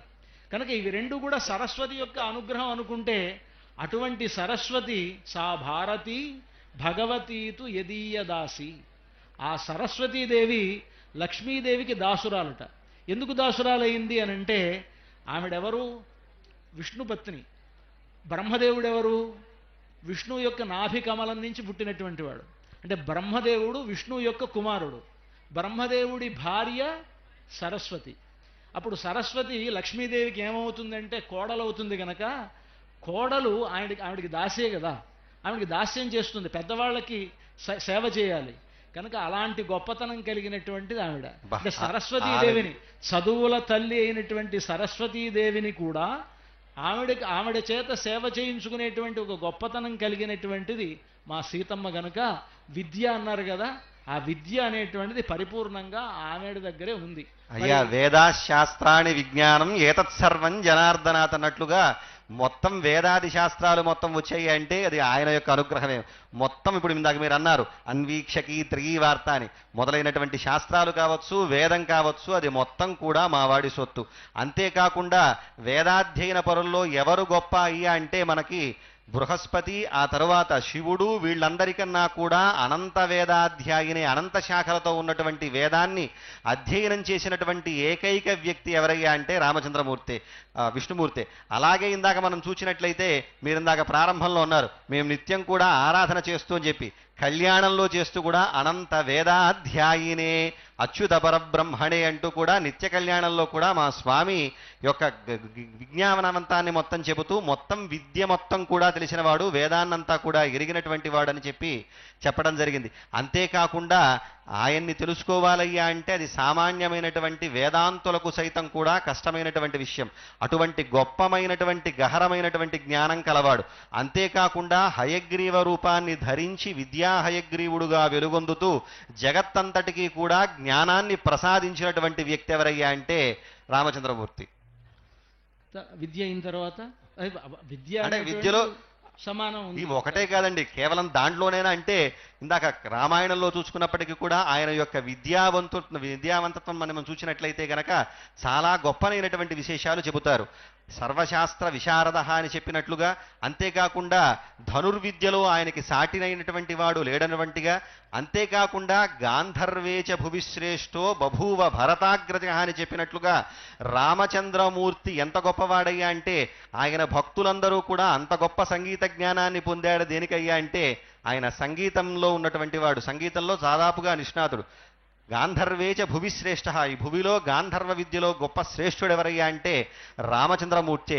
భరతమందు రాగమందు తాళమందు అగ్రేసర అంటే రామచంద్రమూర్తితో ఉన్నతమైనటువంటి విద్యా సమానుడు కానీ ఏ శాస్త్రంలో చూసినప్పటికీ కూడా రామచంద్ర మించినటువంటి విద్యావంతుడు లేనేలేడు. కాబట్టి విద్య పట్ల చూసినట్లయితే మా రామచంద్రమూర్తే గొప్ప విద్యావంతుడు అని చెప్పి మనం అర్థం చేసుకోవచ్చు. అంటే సరే మీ రామచంద్రుడు విద్యావంతుడు సరే, అలా అని మా అమ్మ ఏమి తక్కువ కాదు, తక్కువదని మేము అనలేదు కదండి. నేను మామూలు చెప్పుకున్నాను, మీ కన్నా మీ కంటే అంటే మీరు పోని మీరు అలా అన్నారని చెప్పేసి అనొచ్చు. ఆ తర్వాత అయ్యా తర్వాత వయోవిత్తం, వయస్సు, ఇంకా వయస్సు దాని గురించి చూడాల్సిన అవసరం లేదు. ఎందుకంటే పెళ్లి చేద్దాం అనుకున్న తర్వాత వాళ్ళకి వీళ్ళకి ఆ పొత్తు కుదిరితేనే ఆ వయస్సును బట్టే కదా మనం పెళ్లి చూద్దాం, పెళ్లి చూపులు, ఈ ఎదుర్కోళ్ళు సన్నాహాలన్నీ చేస్తాం.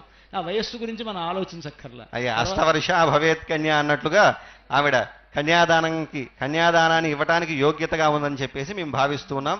మావాడు కూడా 12 సంవత్సరాల వయసు కలవాడే. శాస్త్ర ప్రకారం చెప్పినట్లు సరే, ప్రస్తుతం మనం శాస్త్రం మాటలు పెడితే మనకి ఇబ్బందిగా ఉంటుంది కాబట్టి భర్త వయస్సులో భార్యకి సగం ఉండాలి అని మనకి శాస్త్రం. కాబట్టి ఆ విధంగా శాస్త్ర సమ్మతమైనటువంటి విధానంలోనే వయస్సు కూడా రామచంద్రమూర్తి కలిగి ఉన్నాడని చెప్పేసి మనం చెప్పవచ్చు. విత్తం అయ్యా, ఆ విత్తం అనేటువంటిది మీ రాముడి దగ్గర ఏమీ లేదనిపిస్తుంది.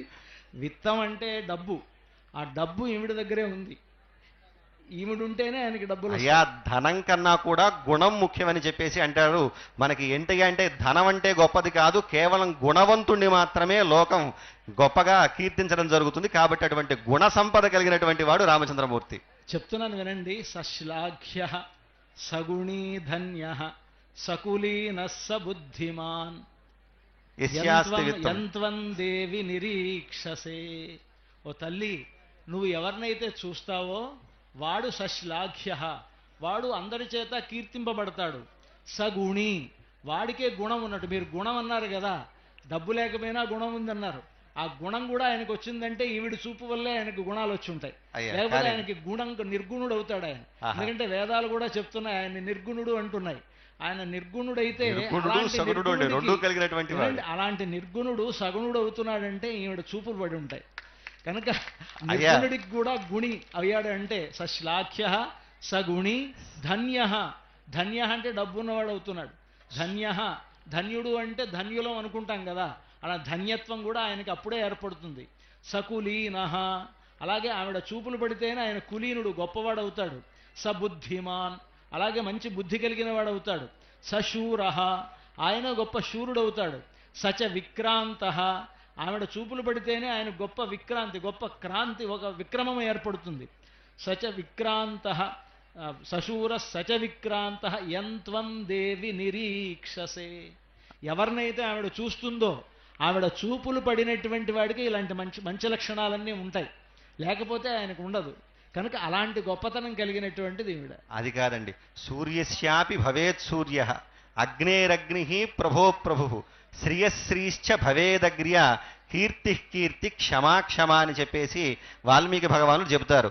లక్ష్మికే లక్ష్మి లాంటి వాడు. ఇప్పుడు ఆవిడ వెలుగొందుతుందయ్యా అంటే దేనివల్లయ్యా అంటే రామచంద్రమూర్తి వల్లే ఆవిడ వెలుగొందుతుంది. కాబట్టి సంపదలో చూచినా సరే రామచంద్రమూర్తిది గొప్ప సంపద కలిగినటువంటి వాడు. ఆమె కన్నా ఉన్నత సంపద కలవాడు, ఆవిడికే సంపదను ప్రసాదించేటువంటి శక్తి కలిగినటువంటి వాడు రామచంద్రమూర్తి.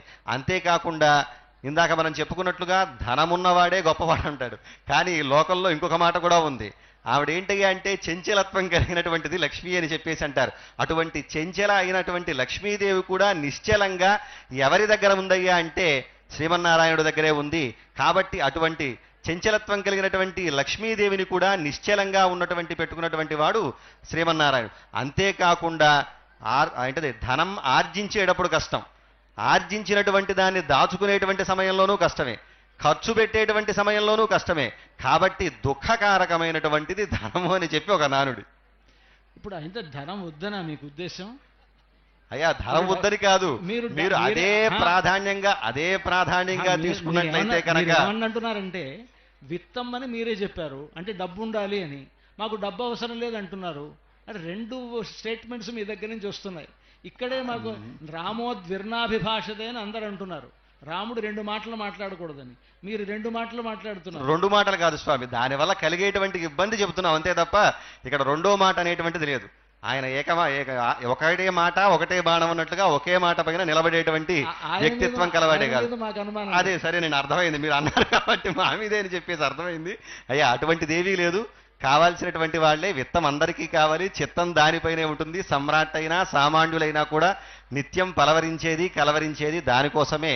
అదుగోండి అటువంటి దాన్నంతా కూడా ప్రసాదించేటువంటి శక్తి కలిగినటువంటి వాడు ఎవరయ్యా అంటే రామచంద్రమూర్తే. కాబట్టి దాని పరంగా చూసినప్పటికీ కూడా మనకి రామచంద్రమూర్తి సంపదలో కూడా సమున్నతమైనటువంటి వ్యక్తి అని చెప్పేసి మనకు అర్థమవుతోంది.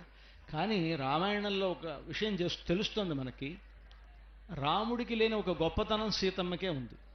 అదేమిటంటే రాముడు తన దగ్గరికి శరణాగతి చేసి వచ్చినటువంటి విభీషణుణ్ణి చాలా పరీక్షించి తన చుట్టూ ఉండేటువంటి మంత్రులు అంటే విభీషణుడు తన దగ్గరికి వచ్చాడు. రావణాసురుడి తమ్ముడైనటువంటి విభీషణుణ్ణి తన వైపు చేర్చుకోవాలా వద్దా అని అక్కడ ఉండేటువంటి వానర వీరులందరితో సంప్రదించి వాళ్ళ అభిప్రాయాలు తీసుకొని చిట్ట చివరికి రక్షించాడు.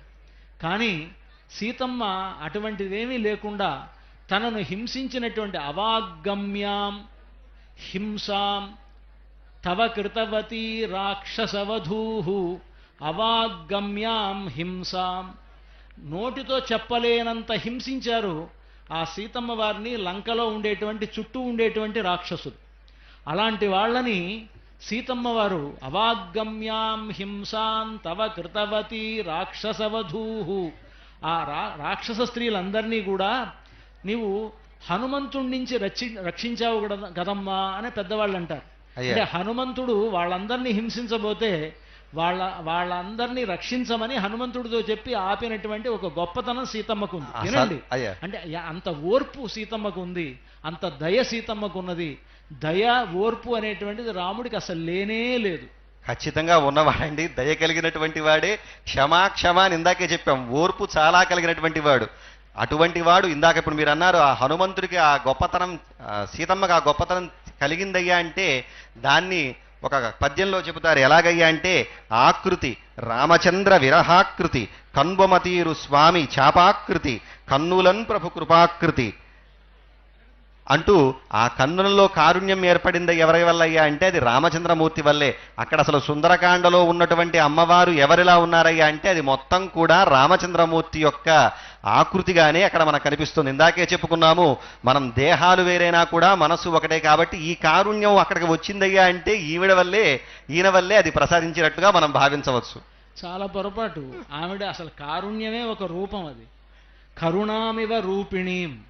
అంటే ఈవిడ వల్ల ఆయనకి కరుణ రావాలి, కానీ ఈవిడ లేకుండా ఆయనకి కరుణ వచ్చేటువంటి అవకాశం లేదు. ఇది పెద్దవాళ్ళు చెప్పినటువంటి మాటకు విరుద్ధం మీరు చెప్పింది. ఆవిడ ఉంటేనే ఆయనకి కరుణ వస్తుంది, ఆయన పక్కన ఉంటేనే. లేకపోతే రావణాసురుడి మీద బాణాలు వేసినట్టుగా అందరి మీద బాణాలు వేసి చంపేస్తారు. అంటే లోకకంటకుడైనటువంటి ఆయన చంపడం కూడా ఇదేనండి. పాపం ఆమెనంత హింసించాడనే కదండి పాపం అంత కష్టపడి వచ్చి వారధిని నిర్మించి ఆయన్ని సంహరించింది లోకకంటకుడైనటువంటి వాడిని.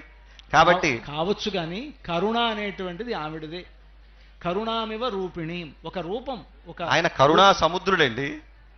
సముద్రం ఎండిపోవచ్చు ఒక్కొక్కప్పుడు, కానీ ఎండవండి సముద్రం అసలు ఎండే సముద్రం కాదు. కరుణ అనేటువంటిది ఒక రూపం అయినప్పుడు కరుణ సముద్రం కంటే కూడా కరుణే గొప్పదవుతుంది. కరుణ ఒక రూపం. రాముణ్ణి మీరు ఎలాగైతే ధర్మ రూపం మూర్తీభవించినటువంటి ధర్మం అన్నారో, మూర్తీభవించినటువంటి కరుణ సీతమ్మ. అయ్యా కనుక కరుణ విషయంలో మీరు డామినేట్ చేయలేరు, అది సీతమ్మే గొప్పది. కాదు స్వామి. సరే మీరు అన్నారు, స్వామి కూడా కారుణ్యం కలిగినటువంటి వాడే. శరణ్ణవాడు శత్రువైనా సరే కూడా అనాలి. అదే కూడా అంటే కూడుకుంటే ద్వంద్వం అయితే కదండి, కూడుకుంటే కదండి ఏదైనా కూడా అంటే తప్ప ఆవిడ లేకపోతే ఆయన కరుణ అయితే లేదు. అది కాదు స్వామి. ఇంతవరకు ఒప్పుకుందాం. మిగతా వాటి సంగతి ఎలా ఉన్నా కరుణ విషయంలో మాత్రం సీతమ్మ వారిదే డామినేషన్. పోనీ తల్లికి ఆ కారుణ్యం ఉంటుంది కాబట్టి మాకు కూడా కావాల్సింది అదే కరుణ చూపించవలసిందే. రామదాస్ గారు కూడా రాముడి గురించి ఎదురు చూసి అదిగో వచ్చెదరని ఇదిగో వచ్చెదరని ఎదురు చూచుచునుంటిని ఓ జనని అని ఆయన ఇదిగో వస్తారు అదిగో వస్తారు అని ఎదురు చూస్తూ ఉన్నాను, అయినప్పటికీ నన్ను ఇంతవరకు కరుణించలేదు అని అంటారనమాట. నిజముగా మీ పాద భజన చేసితివని నిర్దయను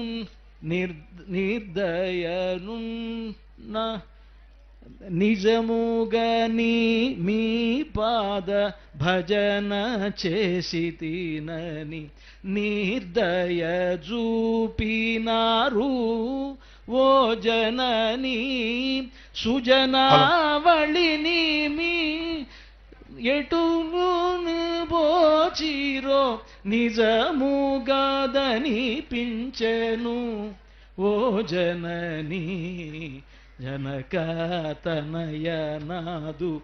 మనవి గైగొని జగజ్జనకునితో తెల్పవే. అందుకని మీరు పాపం రామదాస్ గారు మనిద్దరం కూడా రామదాస్ గారు సొమ్ము తింటున్నాం, మీరు కానీ నేను కానీ. కనుక రామదాస్ గారు ఏం చెప్పారనంటే రాముడికి దయలేదు, సీతమ్మ వారికే ఉంది. ఆయన పాపం సుమారు ఒక 5-6 కీర్తనలో కీర్తించారండి. దాశరథి కరుణాపయోనిధి అని 102 పద్యాల్లో చెప్పాడండి. ఒక్కసారి కాదు 100 సార్లు చెప్పారయ్యా. శతానందుల వారు మీరు పేరు కాబట్టి ఆయన 100 సార్లు దాటిపోయింది. మీ పేరు కన్నా కూడా ఎక్కువే ఆయన కరుణామూర్తి అని చెప్పడం జరిగింది. మీరు అర్థం చేసుకోవట్లా. కరుణాపయోనిధి అంటే కరుణా సముద్రుడు అన్నారు. కరుణే అమ్మవారు. అందుకని అయ్యా అది వర్షం కంటే గొప్పది కరుణ. కరుణ ఆకారం కలిగింది, దాన్ని కురిపించేటువంటి గుణం కలవాడు కాబట్టి రామచంద్రమూర్తి కరుణా సముద్రుడు. అంటే సముద్రమంత కరుణ అంటే అంత గొప్పనైనటువంటి కారుణ్యం కలవాడని చెప్పి అడిగినటువంటి వారి మైక్ కూడా ఆగిపోయింది. అంటే మీరు అబద్ధం చెప్తుంటే సీతమ్మని తక్కువ చేస్తుంటే కరుణ విషయంలో మైక్ కూడా బంద్ చేయడం ఆగిపోయింది. చూసారా? ఇప్పుడు దీన్ని బట్టి సీతమ్మ పరీక్ష మనం నెగ్గినట్టు అనమాట. ఇక్కడ కూడా రాముడు పరీక్షించాడు, కరుణ ఆయనకుందా సీతమ్మకుందా అనే దాంట్లో సీతమ్మకే కరుణ ఉంది అనేటువంటి దాంట్లో సందేహం లేదు. అయ్యా ఇందాక మీరు పాడుతున్నప్పుడు కూడా తడబడ్డారు స్వామి, అది కూడా తొందరగా దాటనివ్వలేదు. అంతేకాకుండా నేను తడబడ్డాను, మైకే తడబడింది మీ దగ్గర. మైకు తడబట్టం కాదు స్వామి, మీ ఏర్పాట్లే కదండి పాపం. మరి మీది వినపడాలనేటువంటి గొప్పతనం కావచ్చు, మీ ఏర్పాట్లే, మీ దగ్గరికి మేము వచ్చాం కాబట్టి ఇవన్నీ జాగ్రత్తగా చూసుకోవాల్సినటువంటి వారు మీరే. మరి తడబడిందయ్యా అంటే అది మీ తడబాటుగానే మేము భావించవలసి వస్తుంది. ఏదో ప్రతిదానికి సమాధానం చెప్తున్నారు. మగ పెళ్లి వాళ్ళు కనుక ఏదో కొంచెం మేము తలవంచాల్సి వస్తుంది. అయ్యా తలవంచవలసినటువంటి అవసరం ఏంటండి?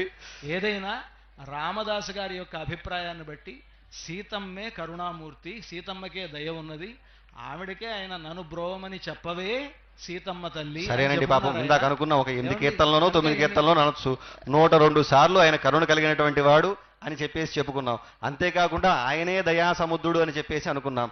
అసలు మొత్తం దయ ఎవరికి సొత్తయ్యా అంటే రామచంద్రమూర్తి సొత్తే. అదిగో చూడండి,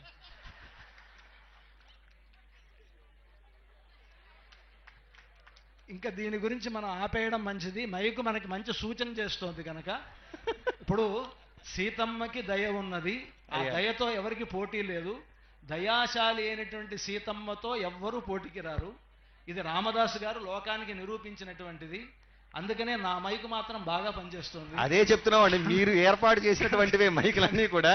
కాబట్టి మా వారి యొక్క ప్రత్యేకతను వినిపించకుండా ఎక్కడైనా మీరు తగ్గి ఎక్కడైనా కొంచెం తగ్గాలి. తగ్గడానికి ఇబ్బంది లేదు స్వామి, మీరు మాకు వినయం కలిగినటువంటి వాళ్ళే, పెద్దల పట్ల వినయం కలిగినటువంటి వారు. విషయంకి వచ్చినటువంటి సందర్భంలో మాత్రం దాన్ని చెప్పడం వివరించడం సమంజసం కాబట్టి ఆ విధంగా మాట్లాడుతున్నామే తప్ప ఇక్కడ దీనిలో ఎటువంటిది లేదు. రామచంద్రమూర్తి కూడా దయ కలిగినటువంటి వాడే. అయ్యా అది కూడా అని చెప్పండి చాలు, చాలు, సంతోషం అండి. ఈ విధంగా మనకి ఇద్దరు కూడా తుల్యశీల వయోవృత్తాం తుల్యాభిజన లక్షణాం రాఘవోర్హతి వైదేహీం తంచేయ మసితే క్షణ. తుల్యశీల వయోవృత్తం. ఇందాక ఆ శీలం కానివ్వండి, వయస్సు కానివ్వండి, నడవడికి కానివ్వండి, ఇవి రెండు కూడా సీతమ్మ వారికి రామచంద్రమూర్తికి అంతా సమానంగా ఉన్నది, తగినటువంటిది. రాఘవోర్హతి వైదేహి, సీతమ్మ వారిని పెళ్లి చేసుకోవడానికి రాముడికి అర్హత ఉన్నది. తంచేయ మసితేక్షణ, అలాగే రాముణ్ణి వివాహం చేసుకోవడానికి సీతకు కూడా అర్హత ఉన్నది. కనుక ఈ ఇద్దరికి చాలా సంతోషం స్వామి. పొత్తు కుదిరింది గనక జనకానాం విదేహానాం సంబంధ కశ్యన ప్రియ అని చెప్పినట్లుగా వీరిద్దరి యొక్క కలయిక జగత్తంతటికీ కూడా మంగళాలను కలిగించేటువంటిది కాబట్టి సమానమైనటువంటి గుణాలు కలిగినటువంటి విధానంగా మనం ఆలోచించుకుంటూ ఈ ఇద్దరి కళ్యాణం కూడా జగత్ కళ్యాణంగానే భావిస్తూ ఇద్దరూ కూడా మీరు చెప్పినట్లుగా ఇద్దరూ సమానమైనటువంటి వారే. వివాహశ్చ వివాదశ్చ సమయోరేవ శోభతే అన్నట్లుగా ఇద్దరూ కూడా సమానమైనటువంటి వారే. ఆ ఇద్దరి యొక్క రెండు దేహాలు ఒకడైనప్పుడు కూడా రెండు కళ్ళు కలిస్తేనే మనకు కారుణ్యం ఎలాగైతే వస్తుందో కరుణాస్వరూపులైనటువంటి వారిద్దరి యొక్క కలయిక జగత్తుకు మంగళాలను చేకూరుస్తుందని చెప్పి మేము కూడా భావిస్తూ తదుపరి కార్యక్రమాన్ని నిర్వహించవలసిందిగా కోరుతున్నాం. ఈరోజు జరిగినటువంటి ఎదుర్కోలు ఉత్సవంలో అధికారులు పెద్దలు అందరూ పాల్గొన్నారు. ప్రిన్సిపల్ సెక్రటరీ గారు ఇక్కడికి వచ్చి వేచేస్తున్నారు. అలాగే ఈ ఎదుర్కోలు ఉత్సవంలో ఆది నుండి మనకి ఇక్కడ ఉండి వారి యొక్క దివ్యమైనటువంటి మంగళాశాసనాలు కృప చేస్తూ పరమహంస పరివరాజకులు త్రిదండి శ్రీ శ్రీ శ్రీ దేవనాథ రామానుజీర స్వామి వేయించేస్తున్నారు. ఇప్పటి వరకు మేము సీతమ్మ వారి వైపు ఒకళ్ళం, రాముల వారి వైపు ఒకళ్ళం, ఇద్దరం కూడా కాస్త వాగ్వివాదం చేసుకుంటూ వారిద్దరి యొక్క వైభవాన్ని ఇక్కడ మన అందరికీ కూడా తెలియజేసేటువంటి ప్రయత్నం చేశాం. వారి యొక్క దివ్య సందేశాన్ని ఈ సందర్భంగా అనుగ్రహించవలసిందిగా స్వామివారిని కోరుతూ ఉన్నాం. ఆపదామపహర్తారం దాతారం సర్వసంపదాం లోకాభిరామం శ్రీరామం భూయో భూయో నమామ్యహం. జై శ్రీరామ్. ప్రియ భగవద్బంధువులరా, దక్షిణ అయోధ్యగా కీర్తించబడేటువంటి మన భద్రాద్రి రామచంద్రుడి కళ్యాణ మహోత్సవాన్ని రేపు మనం జరుపుకోబోతున్నాం. కన్నుల పండుగగా సీతమ్మనిచ్చి కన్యాదానం చేయడం కోసం మనమంతా జనకరాజు పక్షాన చేరి ఉన్నాం. సీతమ్మని ఇవ్వాలంటే ఆయన గొప్పతనం ఏంటో మనకు తెలియాలి. సీతమ్మ గొప్పతనం ఏంటో ఆయనకు మనం చెప్పాలి. కనుక వారి ఇరువురి గొప్పతనాన్ని స్మరించడం ద్వారా మనకు కలిగే లాభమేమి అంటే సకల జగత్తును రక్షించేవాడు శ్రీరాముడే. సాక్షాత్తు శ్రీరాముడిగా అవతరించినటువంటి శ్రీమన్నారాయణుడు. కనుక రక్షించేది ఆయనే, రక్షింపచేయునది ఆయనతో ఎప్పుడూ నిత్య అనపాయనిగా ఉండేటువంటి అమ్మ కదా అని వారిరువురి చేరిక మనకెప్పుడు కూడా లోకానికి అది క్షేమాన్ని కలిగిస్తుంది, అది రక్షణను కలిగిస్తుంది అని ఒక విశ్వాసాన్ని మనలో దాన్ని చక్కగా దృఢతరం చెయ్యడం కోసం అమ్మ కళ్యాణ గుణాలని స్వామి కళ్యాణ గుణాలని వారిరువురు ఒకటిగా కలిస్తే గుణము లేకుండా గుణి ఏ వస్తువు ఉండదు. వస్తువు ఉన్నదంటే దానికి గుణం కూడా ఉంటుంది. కనుక రామచంద్రుడు గుణి అంటే అది వస్తువు లాంటి వాడైతే దానికి గుణము అమ్మ సీతమ్మ. కనుక రెండూ ఉంటేనే ఆ వస్తువు ప్రయోజనం. కనుక గుణము లేకుండా గుణి ఉండదు, గుణి లేకుండా గుణమునకు ఆశ్రయం ఉండదు. గుణం ఉండాలంటే వస్తువు ఉండాలి, వస్తువు ఉంది అంటే దానికి ఒక గుణం కూడా ఉండాలి. కనుక రెండు సీతారాముల వలె ఒక శబ్ద అర్థములు ఎట్లా అయితే కలిసి ఉంటాయో సీతారాములు ఎప్పుడు కూడా అలాగే లోకాన్ని రక్షిస్తూ ఉంటారు అనే విశ్వాసం మనలో మరింత అది స్థిరమవ్వడం కోసం అమ్మ యొక్క కళ్యాణ గుణాలని స్వామి యొక్క కళ్యాణ గుణాలని పెద్దల ద్వారా మనం వినాలి అని ప్రామాణికంగా మనం ఇక్కడికి చేరుకున్నాం. రేపు జరగబోయే వివాహం కేవలం ఏదో ఒక క్షేత్రంలో సీతారాముల కళ్యాణం జరుగుతున్నట్టుగానే జరుగుతుంది అనుకోవడం కోసం కాదయ్యా. సకల జగత్తుకి రక్షకుడుగా ఉండేటువంటి స్వామి సీతమ్మతో చేరి ఉంటే మరింత పరాక్రమము మరింత ప్రకాశము కలిగి ఉంటాడు అని మనకి మారీచుడు చెప్పిన మాట.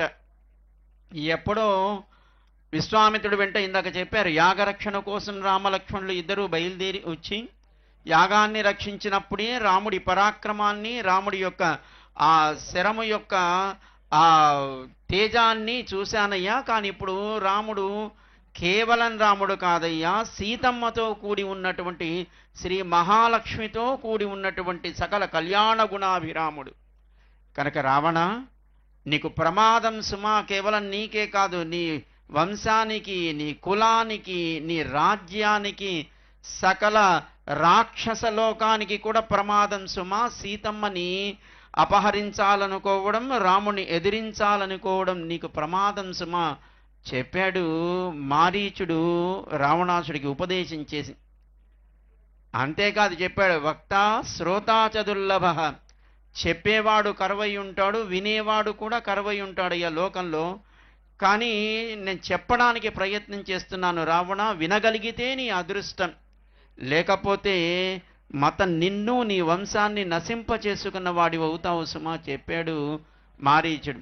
కనుక సీతమ్మతో కూడి ఉన్నటువంటి రాముణ్ణి ఎదిరించడం అనేది అగ్నిని కొంగున కట్టుకోవడం ఎంత ప్రమాదమో అంత ప్రమాదం సుమా. కనుక రాముడి జోలికి సీతమ్మ జోలికి వెళ్ళకూడదు అని ఆనాడు రావణాసుడికి హితం చెప్పడానికి ప్రయత్నం చేశాడు రాముడు. అంటే సీతారాములు కలిసి ఉన్నారు అనంటే చెడు కానీ, అధర్మం కానీ, ఆసురీ ప్రవృత్తి కానీ, ఆ ఇరువురు కలిసి ఉన్న వారిని విడదీసిన ప్రమాదమే, వారిని దగ్గరికి చేరడానికి ప్రయత్నం చేసిన ప్రమాదమే.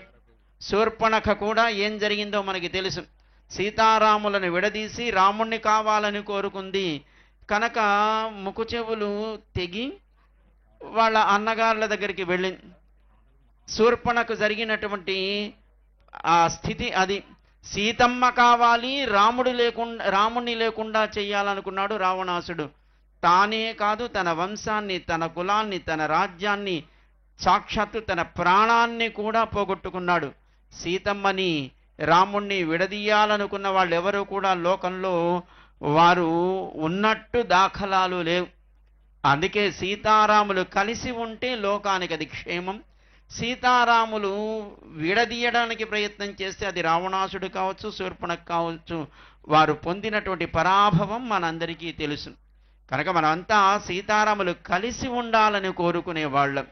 వారిరువురూ కలిసి ఉండాలని కోరుకున్నారు. సుగ్రీవుడు కానీ, వానరులు కానీ, సాక్షాత్తు ఆచార్య రూపమైన హనుమ కానీ సీతారాములు కలిసి ఉంటేనే లోకానికి అది క్షేమం కదా అని సీతమ్మను అన్వేషించి రామచంద్రుడికి సమాచారాన్ని చెప్పి సీతారాములను కలవడానికి, వారిద్దరిని కలపడానికి తాను కారణమయ్యాడు. కనుక మన దగ్గర ఉండేటువంటి మహనీయులు అన్నటువంటి జ్ఞాన సంపన్నులైనటువంటి పెద్దలు అటు అమ్మ తరపున అమ్మ గుణాలని చెప్పడమే ప్రధానమైనటువంటి లక్ష్యంగా ఉన్నటువంటి మన శ్రీమాన్ మన స్థలశాయి స్వామి వారు, మన భద్రాచల స్థానాచార్య స్వామి వారు, అలాగే ఇటు మనకి రామచంద్రుడి తరపున రాముడి కళ్యాణ గుణాలని స్పష్టం చెయ్యడమే లక్ష్యంగా ఉండేటువంటి మన కృష్ణమాచార్య స్వామి వారు కేవలం మనకు విశ్వాసాన్ని కలిగించడం కోసం వారిరువురిని ఒకటిగా రేపు కళ్యాణ మహోత్సవం అనే పేరుతో సీతారాములని ఒకటిగా కలపడమే జగత్తుకు క్షేమతరమని చెప్పడమే వారి యొక్క తాత్పర్యం తప్ప అమ్మ గొప్పదా, స్వామి గొప్పవాడా అని నిర్ణయించగలిగేటువంటి అధికారం మనకెవరికీ లేదు. వేదం కూడా వారిరువురిని వేరుగా కీర్తించడానికి సాహసించదు. కనుక మన రామాయణం తీసుకున్నా, భారతం తీసుకున్నా, భాగవతం తీసుకున్నా, పురాణాలు తీసుకున్నా, ఎక్కడ శాస్త్రాలలో దేన్ని మనం మాట్లాడినా లక్ష్మీనారాయణ తత్వాన్నే మనం ఎప్పుడు ఆశ్రయించాలి అనేది మనకి శాస్త్ర సారం. ఆ లక్ష్మీనారాయణులే మనకి త్రేతాయుగంలో రావణ సంహారమో లేదా మానవతా విలువలని లోకానికి చాటడం కోసమో ఓర్పు, సహనము, క్షమ ఇవన్నీ మనిషిలో ఉన్నప్పుడే ఆ మనిషి ఉత్తమమైనటువంటి గౌరవాన్ని దేవతలు కూడా ఆశ్రయించగలిగేటువంటి స్థాయిని పొందుతాడు అని మనకి రాముడిగా స్వామి అవతరిస్తే, రాముడిని అనుసరిస్తూ సీతమ్మ లోకంలో అవతరిస్తే వారి ఇరువురి యొక్క ఆ కళ్యాణ గుణాలను విని మనం తరిస్తున్న ఈనాటికి కొన్ని కోట్ల సంవత్సరాలు గడుస్తూ ఉన్నప్పటికీ కూడా ఎప్పుడో 24వ మన్వంతరంలో 24వ చతుర్యుగంలో స్వామి నారాయణుడు రాముడిగా అవతరిస్తే, మహాలక్ష్మి సీతమ్మగా అవతరిస్తే 28వ చతుర్యుగంలో ఉన్న మనం ఈనాటికి కొన్ని కోట్ల సంవత్సరాలు గడిచినా వారి కళ్యాణ గుణగణములను ఇంకా కీర్తిస్తున్నాము అనంటే వారికి ఉండేటువంటి గొప్పతనం, వారి ఉండేటువంటి ఆ ఇరువురి యొక్క ఆ మిథునత్వంలో ఉండేటువంటి గొప్పతనం మనందరికీ క్షేమము అని, మరి రేపు జరగబోయే కళ్యాణంలో వారిరువురిని కలపడం దేనికోసం, దాని ప్రయోజనం ఏంటో మనందరికీ స్పష్టం చేయడం కోసం మన పెద్దలు వారి కళ్యాణ గుణాన్ని మనకి స్పష్టంగా వివరించారు, చాలా అందంగా వివరించారు. అప్పుడప్పుడు వాళ్ళు గెలుస్తారా వీళ్ళు గెలుస్తారా అని ఐపీఎల్ క్రికెట్ మ్యాచ్ చూసినట్టుగా మీరంతా చాలా ఉత్సాహంగా ఇక్కడికి చేరి ఉన్నందుకు మీ అందరికి కూడా మేము మంగళాశాసనం చేస్తున్నాం. ఎందుకంటే మనం అంతా కోరుకునేది లోకమంతా బాగుండాలి, సకల జనులు ఎప్పుడు శాంతి సౌఖ్యాలతో ఉండాలి, సకల సంపదలతో ఉండాలి, రక్షించేటువంటి స్వామి ఎప్పుడూ మనని రక్షించాలి, రక్షింప చెయ్యునది సకల సంపదలకి ఆకరమైన అమ్మెప్పుడు మన పక్షాన ఉండి స్వామి దగ్గరికి మనని చేర్చేట్టుగా పురుషకారిణిగా తానెప్పుడు మనని అనుగ్రహిస్తూ ఉండాలి అని మనం సీతారాముల కళ్యాణ మహోత్సవానికి సిద్ధపడుతూ పూర్వరంగంగా వారి కళ్యాణ గుణాలను స్మరించగలిగేటువంటి ఒక అదృష్టాన్ని మనకి అమ్మా స్వామి వారు అనుగ్రహించారు కనుకనే మనం ఈ పూట ఇక్కడ కూర్చోగలిగాం. కోట్లాది జనాలు లోకంలో ఉన్నప్పటికీ కూడా కొంతమంది మాత్రం ఇక్కడ చేరి ఉన్నామంటే వారి అనుగ్రహం ఉంటేనే కదా. కనుక సీతారాముల అనుగ్రహం మన పైన మెండుగా ఉండడం చేతనే ఎండలను కూడా లక్ష్యం చేయకుండా మీరంతా ఇక్కడికి చేరి ఆ కళ్యాణ గుణాలను స్మరిస్తూ వారే రక్షకులని భావిస్తున్నారంటే వారి దయే, అటు దయాసముద్రుడు రాముడు కావచ్చు, దయకి ఆకరము అమ్మ కావచ్చు, ఆ దయే కారణం. అమ్మలో ఆ దయ లేకపోయినా, దయ రాముడిలో లేకపోయినా మనకి ఇద్దరు కూడా మనకి రక్షకులు కాకుండా పోతారు. కనుక ఆ దయే కారణమై ఉంటుంది మనని రక్షించడంలో. అలాంటి రక్షణ మీ అందరికీ చక్కగా సీతారాముల కళ్యాణ మహోత్సవం అనేటువంటి ఒక ఉత్సవం ద్వారా లోకానికి ఆ రక్షణ ఏర్పడాలి అని మేము కూడా సీతారామ శ్రీచరణ సన్నిధానంలో ప్రార్థన చేస్తూ కార్యక్రమాన్ని ముందుకు నడిపించవలసిందిగా పెద్దలకి సూచన చేస్తూ జై శ్రీరామ్. జై శ్రీరామ్.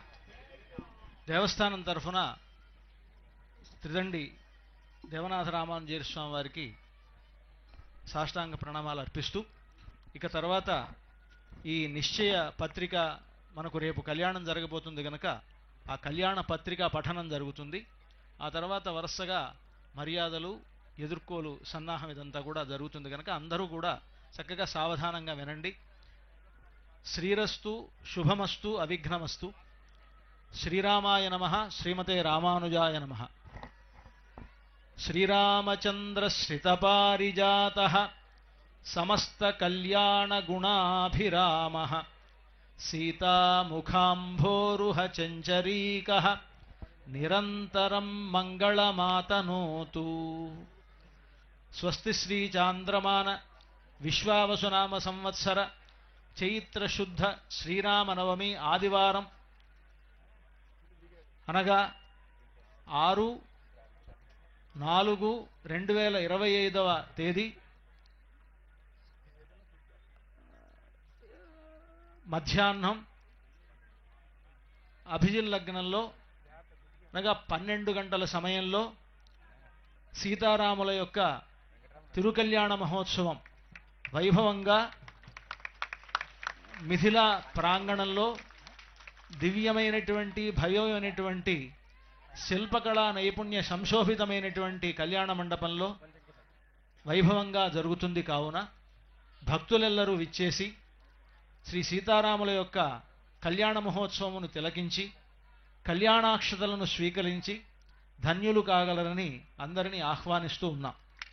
మంగళం మహత్. శ్రీ శ్రీ శ్రీ శ్రీ శ్రీ శ్రీరామసేవలో కార్యనిర్వహణాధికారిణి. జై శ్రీరామ్.